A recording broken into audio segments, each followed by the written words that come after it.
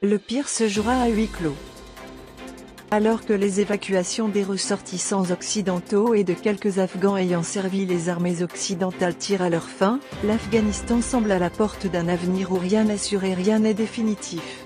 La décision des Américains et de leur président de tirer un trait définitif sur l'Afghanistan est, en tout point de vue, non négociable et définitivement tranchée.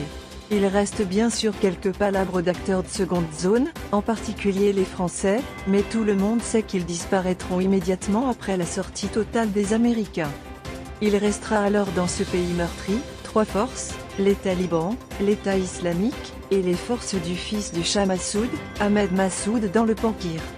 Et entre les trois le peuple afghan qui devra encore une fois et pour longtemps vivre sous les diktats d'extrémistes prêts à tout pour garder la main sur un pays abandonné de tous et de toutes parts.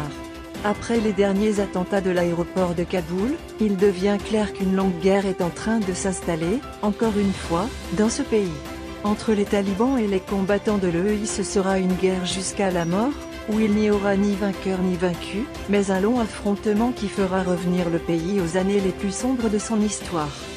Aujourd'hui encore sous les projecteurs de l'actualité et des caméras du monde entier, l'Afghanistan finira par tomber dans l'oubli et dans l'anonymat d'ici quelques semaines.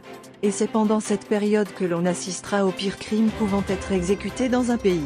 C'est pendant cette période que le peuple afghan aura à affronter les pires brimades, sévices et injustices qu'aucun peuple ne pourra subir au monde.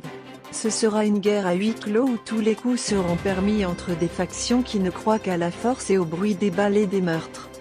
Les Occidentaux qui seront déjà partis, après avoir échoué pendant de longues années à sortir l'Afghanistan de son sous-développement et de son cycle permanent de la violence, regarderont de loin le gâchis qu'ils ont laissé derrière eux, et comme toujours refuseront de reconnaître une quelconque responsabilité.